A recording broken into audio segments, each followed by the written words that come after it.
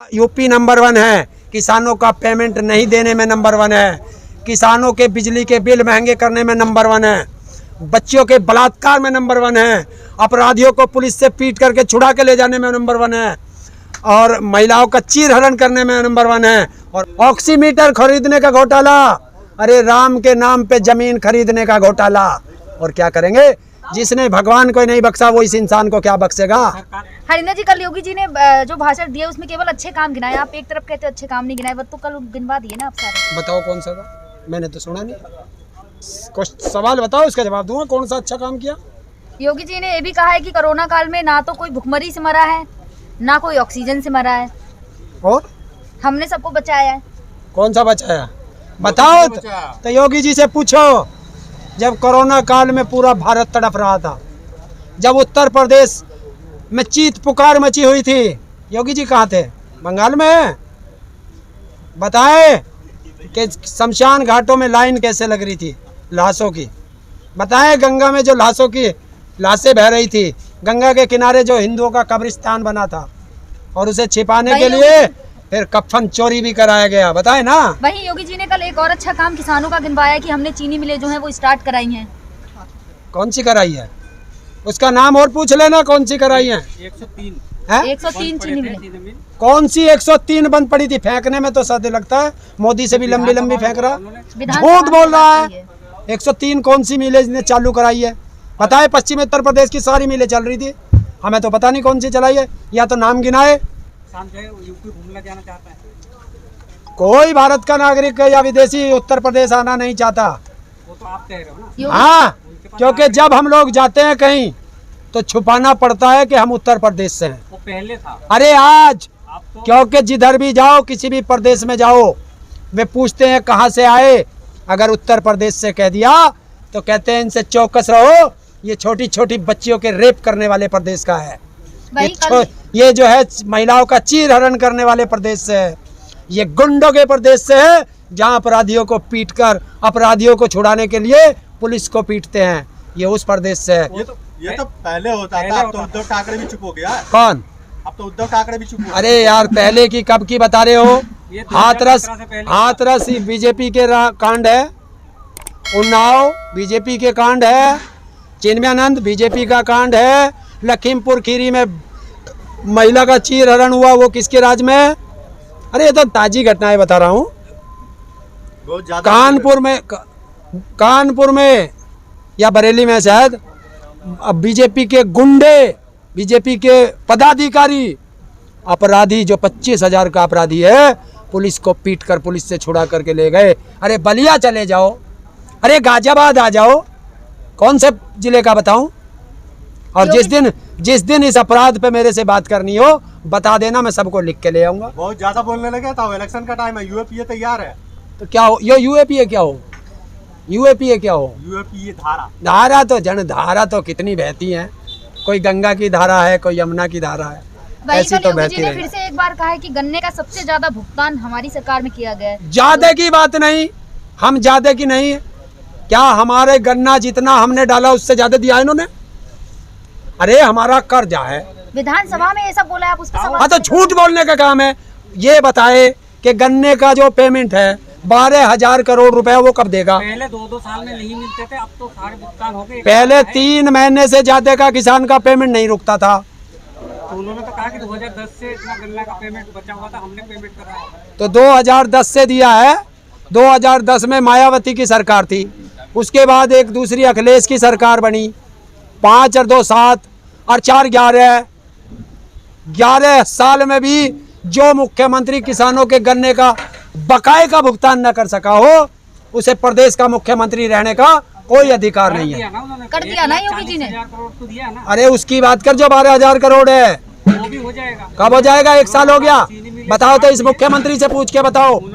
सुनो, इस मुख्यमंत्री से पूछ के बताओ कि इसकी तनख्वाह 1 महीने की भी बकाया है क्या? अपनी तनख्वाह बकाया नहीं छोड़ेगा और किसान के गन्ने का पेमेंट नहीं देगा। नहीं, उन्होंने कहा कि कोरोना काल में जैसे चीनी एक्सपोर्ट नहीं हो रहा था, अब हो जाएगा, सारे भुगतान हो जाएंगे। तो कोरोना काल में इनके तनख्वाह लाने के लिए पैसा कहाँ से आ गया? बताए, कहाँ से आया इनकी तनख्वाह के लिए? बताए प्रधानमंत्री आवास बनने के लिए कहाँ से पैसा आ गया, बताए संसद बनने के लिए कहाँ से पैसा आ गया, अगर किसान के गन्ने का पैसा नहीं है। तो फिर उसने ये क्यों नहीं कहा कि उत्तर प्रदेश में जितना भी किसानों पे बिजली बिल है, जब तक मैं पेमेंट नहीं कर पाऊंगा तब तक किसानों से ना बिल लिया जाएगा, ना उस पर पेनल्टी लगेगी, ना उनका वो कनेक्शन काटा जाएगा। ये क्यों नहीं कहा? कि जब पहले बिजली आती नहीं थी, 4 घंटा आती थी, अब 18 घंटे बिजली आएगी तो बिजली का बिल तो ज्यादा आएगा ना। अरे ज्यादा की बात नहीं कर रहा हूँ, पहले हमें किसानों की बिजली की बात कर रहा हूँ जो ट्यूबवेल पे रहती है और यही देता है। बीजेपी की सरकार तो हरियाणा में भी है, वहाँ किसानों को 35 रुपये हाउस पावर है, और किसानों को तो पंजाब में भी है, वहाँ बिजली फ्री है किसानों के लिए। महाराष्ट्र है वहाँ फ्री है, और उत्तर प्रदेश में 185 रुपये कर दी गई है। साहब उन्होंने ये भी कहा कि 45 साल में सिर्फ 4 करोड़ कनेक्शन लगे थे गाँव में, योगी जी ने 4 साल में 4.5 करोड़ कनेक्शन लगे। अरे इनकी बात और गधे की लात, क्योंकि देश का प्रधानमंत्री भी कहता है कि 600 करोड़ मकान बना दिए गए हैं। 600 करोड़ लोगों ने मुझे वोट दी है। 1-1 लाख करोड़ की 100 लाख करोड़ की घोषणा करता है प्रधानमंत्री 3 साल से लाल किले पे, और उसे ये पता नहीं कि 3 साल का बजट भी 100 लाख करोड़ नहीं है। प्रधानमंत्री जी तो ये भी कहते हैं, कल के जो भाषण में उन्होंने ये भी कहा है कि महिलाओं के लिए हमने जो महिलाएं घर में चूल्हे जलाती थी, हमने उनको सबको गैस कनेक्शन दे दिया। अब कहीं चूल्हे नहीं जल रहे गाँव में। ये सुन, देखिए पत्रकार बैठा ना तेरे सामने, इसने हाँ करी थी कि मेरे घर में 1 साल से चूल्हा जलता है, गैस नहीं चलती। तो ये तो पत्रकार है। वो तो बिहार के हैं ना, यूपी की बात कीजिए, हम यूपी की बात कर रहे हैं, आप बिहार पहुंच जो गए। बिहार कलकत्ता में, बिहार वाले इंसान नहीं है, नहीं बिहार वाले इंसान नहीं है।